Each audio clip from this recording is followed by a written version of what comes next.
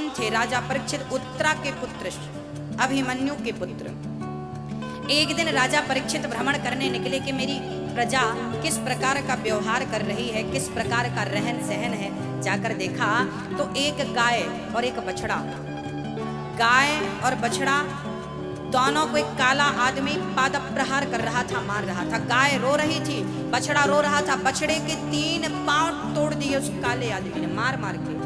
एक पांव से बछड़ा खड़ा है और माँ को देखता जा रहा है, रोता जा रहा है। राजा परीक्षित ने इस दृश्य को देखा, टूट पड़े। मूर्ख कौन है तू, मेरी गाय मेरे बछड़े को मारने वाला, अभी तुझे मौत के घाट उतारता हूँ। तलवार निकाली, उस आदमी की तरफ बढ़े। वो आदमी चरणों में गिर पड़ा, महाराज मेरा नाम कलयुग है। कौन था वो? कौन था वो? कलयुग था। कलयुग ने गाय को बछड़े को मार मार कर निकाल दिया। परीक्षित ने कहा तुमने गाय बछड़े को क्यों मारा? कलयुग बोला जहां गाय रहती है कलयुग वहां रह नहीं सकता, इसलिए गाय को पहले मैं निकाल रहा हूं ताकि मैं अपना राज्य स्थापित कर सकूं। याद रखना मेरी माँ, पहले के लोग गाय पालते थे, जहां गाय होती थी वहां गोविंद होते थे। हाँ, जहां गाय का गोबर होता था वहां बहुत सारी बीमारियां नहीं होती थी पहले। अच्छा, आज के 50 साल पहले इतने हॉस्पिटल कहाँ थे, इतने डॉक्टर कहाँ थे? क्यों नहीं थे? क्योंकि इतनी बीमारियां नहीं थी, क्योंकि घर घर गाय हुआ करती थी, गोबर की खुशबू हुआ करती थी। उससे क्या होता था, जहां गाय और गोबर होता है ना वहां पर बीमारियां, टीबी जैसी बीमारियां हो तो गाय के गौशाला में सोना शुरू कर दीजिए, 15 दिन के अंदर टीबी समाप्त हो जाएगी। डॉक्टरों ने बड़े रिसर्च किए हैं गाय के गोबर में, गाय के मूत्र में पंचगव्य की बड़ी महिमाएं हैं। आपको पता है कि नहीं, मुझे नहीं पता। पहले गाय पालते थे, जहां गाय होती थी वहां व्यभिचार नहीं होता था, वहां शराब नहीं होती थी। अच्छा, पहले के जमाने में, आज के 20, 25, 50 साल पहले क्या इतनी शराब लोग पीते थे? हाँ ना बोलो, नहीं पीते थे, क्योंकि पहले गाय का दूध पीने की आदत थी, छाछ पीने की आदत थी। अब गाय नहीं है, दूध नहीं है, छाछ नहीं है तो शराब पीते हैं। पहले गाय पालने का फैशन था, आजकल कुत्ते पालने का फैशन है। मैडम कुत्ते की टट्टी साफ करती है, शर्म नहीं आती? गाय का गोबर उठाने में इनको हाथ खराब होते हैं, और कुत्ता, बड़ी बड़ी मैडम कुत्ते को घुमाने ले जाते हैं। यही तो कलयुग है। गाय को निकाल रहा है कलयुग, निकालो, और कुत्ते को घर में पाल रहे हैं लोग। इनकी बुद्धियां भ्रष्ट हो चुकी हैं। आजकल तो कुत्ते बड़ी बड़ी गाड़ी में घूम रहे हैं, और आप लोग और हम लोग क्या बिस्किट खाते होंगे जो कुत्ते खा रहे हैं? हम लोग, आप लोग क्या कपड़े पहन रहे होंगे जो कुत्ते पहन रहे हैं? बड़े ठाठ हैं। एक सज्जन बोले गुरुजी हमारा कुत्ता बड़ा ईमानदार है। हमने कहा तुम्हारे दादाजी ही तो हैं, ईमानदार क्यों नहीं रहेंगे? अरे हमारे दादाजी। हमने कहा हाँ, तुम्हारे दादाजी जब मरे थे ना तो घर का चिंतन करते करते मरे थे। घर का क्या होगा, घर का क्या होगा, घर का क्या होगा, घर का क्या होगा। भगवान ने कहा अच्छा तुम घर का चिंतन करते करते मर रहे हो, घर का कुत्ता बना के भेज दिया, अब ताकते रहोगे। गाय की सेवा करने की परंपरा रही है। कहते हैं गाय का खुर, गाय के चरण जहां पड़ते हैं वो घर पवित्र हो जाता है। जब नया घर आप बनाते हैं ना तो पंडित जी गृह प्रवेश कराते हैं। कहते हैं गृह प्रवेश में सबसे पहला प्रवेश गाय का होता है। जिस घर में, नए घर में गाय का प्रवेश होता है वो घर रहने के योग्य होता है, वो घर शुद्ध होता है। और जिस घर में गाय ने अपने चरण नहीं रखे वो घर रहने के लायक नहीं है, वो भले सोने चांदी का क्यों ना हो।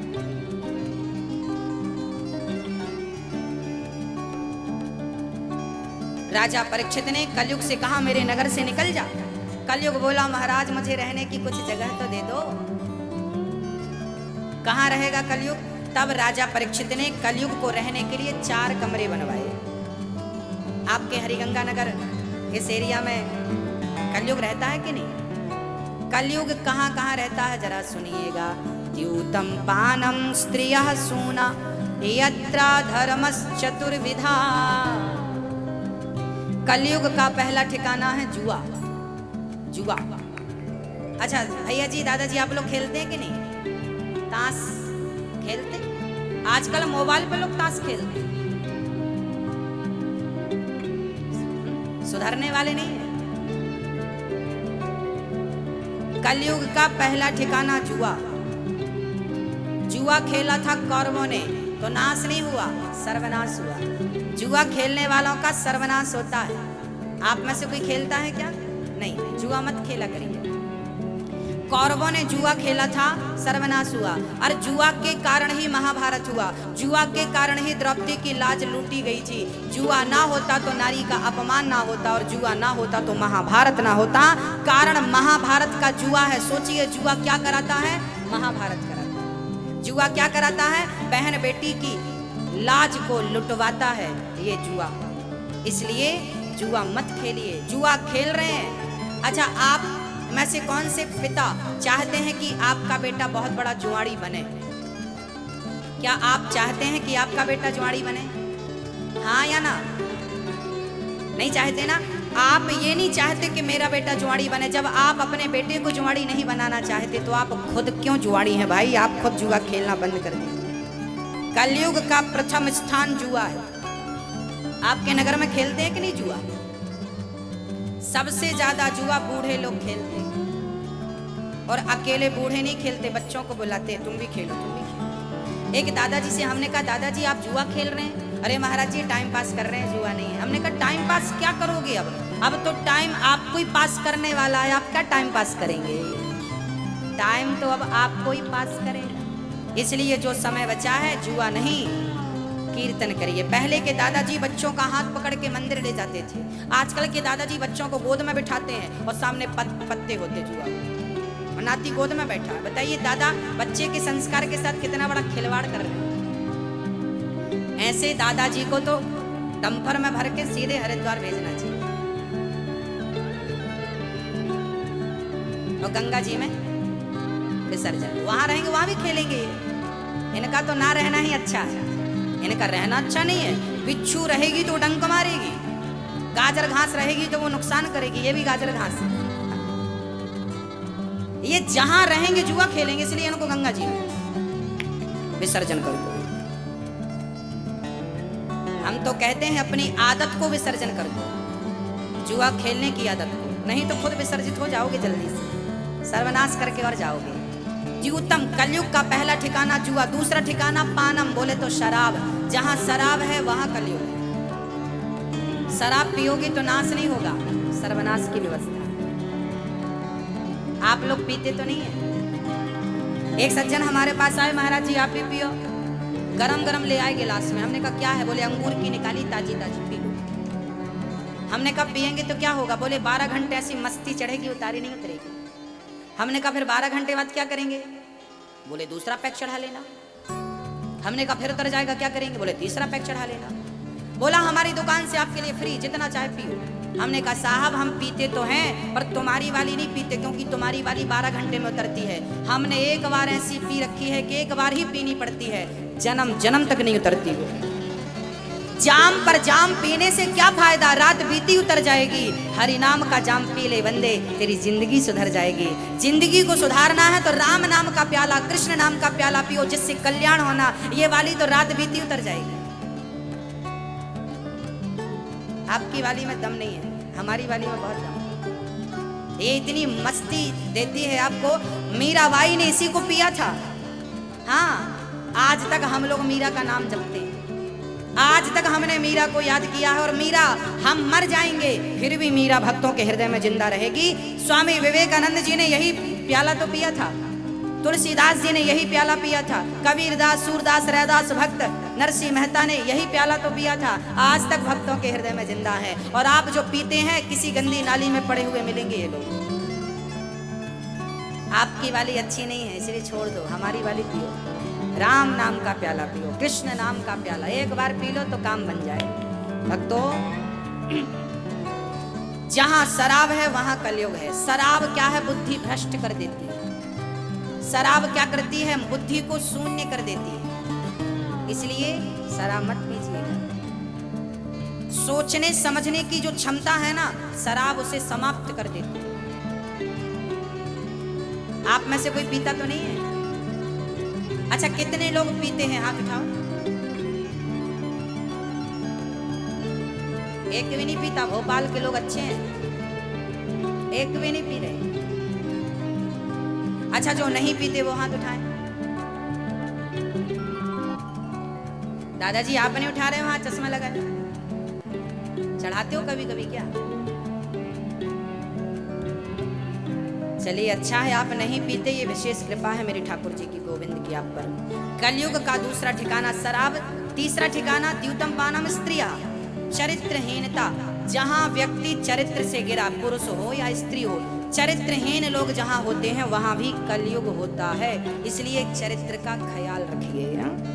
और सूना अर्थात मांस, अंडा। आप में से कितने लोग हैं जो अंडे खाते हैं? जो खाते हैं हाथ उठाओ। जो अंडा खाता हाथ उठाओ ईमानदारी से। बच्चा आप, बेटा आप खाते हो अंडा? अंडा खाते हो आप? आप खाते हो? आप नहीं खाते? अच्छा आप खाते हो अंडा? नहीं। आप अंडा खाते हैं? हाथ उठाओ खाते हैं तो। ये बच्चे खाते हैं अंडा। तो मम्मी खिलाती है कि पापा? पापा। ये छोटे छोटे बच्चे हैं, 4-5 साल के बच्चे हैं, पापा अंडा खिलाते, ले बेटा अंडा खा। अच्छा बेटा आप अपने पापा से एक प्रश्न करना, पापा से कहना कि अंडा क्या है? अरे मुर्गी का बच्चा ही तो अंडा है, अंडे को ना छेड़ा जाए तो अंडे के अंदर से क्या निकलता है? बच्चा निकलता है कि नहीं मुर्गी का? सोचिए आप किसी के बच्चे को खा रहे हैं। अंडा खाना मतलब किसी मुर्गी के बच्चे को खा लेना। आप अभी से बच्चों के संस्कार बिगाड़ेंगे। यही बच्चे बड़े होकर जब तुम्हारी पीठ में लाठियां बरसाएंगे ना तो बिल्कुल मत रोइएगा। संस्कार माँ बाप से ही बनते और बिगड़ते हैं। हाँ, मुर्गी के बच्चे को आप खा जाते हैं, आपको लज्जा नहीं आती? क्या दाल नहीं है, रोटी नहीं है, सब्जी नहीं है, 56 भोग नहीं है खाने को? क्या अंडा खाते हैं आप लोग? अपना धर्म भ्रष्ट करते हैं आप। हाँ, अंडा मुर्गी मछली खाने वालों के हाथ का कोई पानी पी ले तो उसकी बुद्धि भ्रष्ट हो जाएगा। इसलिए इन लोगों से दूर रहना चाहिए। अंडा खाने वालों से यदि आपने एक गिलास पानी पी लिया तो आपकी बुद्धि में भी उसका प्रभाव पड़ जाएगा। इसलिए पहले के लोग खान पान शुद्ध रखते थे। जाति छुआछूत नहीं था हमारे देश में। जाति किसी भी जाति के हैं आप, हमें फर्क नहीं पड़ता। हमें आपसे जाति का छुआछूत नहीं है, परंतु आप अपने कर्मों से गिर गए हैं तो आप च्युत हो गए हैं। आपके हाथ का पानी कौन पिएगा? आप भले जाति के ब्राह्मण हैं परंतु आप गलत कर रहे हैं तो आपके हाथ का कोई पानी पिएगा तो उसकी बुद्धि भ्रष्ट हो जाएगी। जाति के क्षत्रिय हैं, यदि आप अपने धर्म से गिर गए हैं तो आपके हाथ का कोई पानी पिएगा तो उसकी बुद्धि भ्रष्ट हो जाएगी। आप जाति के वैश्य हैं, आपके हाथ का कोई पानी पिएगा तो उसकी बुद्धि भ्रष्ट हो जाएगी। आप जाति के शूद्र हैं, आपके हाथ का कोई पानी पिएगा तो क्या होगा? यदि आप अपने धर्म से च्युत हो गए हैं तो आप अपवित्र हैं, और यदि आप अपने धर्म में अटक हैं तो सबरी शूद्र जाति की थी, वो सबरी के जूठे बेर भगवान ने खाए क्योंकि वो धर्म परायण स्त्री थी। यदि आप धर्म से जुड़े हैं, सत्कर्म से जुड़े हैं, सत्संग से जुड़े हैं, खान पान आपका अच्छा है, व्यवहार संस्कार अच्छे हैं तो आपके हाथ का भोजन कर लेना चाहिए। और यदि आप अपने धर्म से गिर गए हैं तो आपके हाथ का पानी भी नुकसानदायक है। बस ये समझिए। हाँ, इसलिए अपने धर्म की रक्षा आपको ही करनी पड़ेगी। धर्मो रक्षति रक्षिता, पड़ोसी करने नहीं आएगा। अंडा मुर्गी मांस आप खाएंगे तो भ्रष्ट हो जाएंगे आप। इसलिए अभी भी वक्त है, गलत मत करिए। अच्छा एक मछली, मरी हुई मछली मैं आपके सामने रखता हूं, क्या मरी हुई मछली को आप जिंदा कर सकते हैं? हाँ या ना? नहीं कर सकते ना। आप मरी हुई मछली को जिंदा नहीं कर सकते तो जिंदा को मारने का अधिकार किसने दिया? यदि किसी को जान दे नहीं सकते, अर्थात किसी को जीवन दान दे नहीं सकते, तो किसी की जान लेने का अधिकार किसने दिया? आपको ये बताइए। लेने का अधिकार है आपको। यदि आप किसी को जिंदा कर सकते हैं तो ठीक है कि आप भी किसी के प्राण ले लो, पर आप, इसलिए कहता हूं राजा परीक्षित ने कलयुग को 4 कमरे बनवाए। 5वां कमरा बनवा, 5वां कमरा क्या था? बोले 5वां था स्वर्ण गोल्ड। राजा परीक्षित ने स्वर्ण की मुकुट पहन रखी थी, वो जरासंध की थी। जरासंध के को मारकर भीम भैया ने वो मुकुट ले आई और वही मुकुट आज राजा परीक्षित ने पहनी तो राजा परीक्षित की बुद्धि भ्रष्ट हो गई।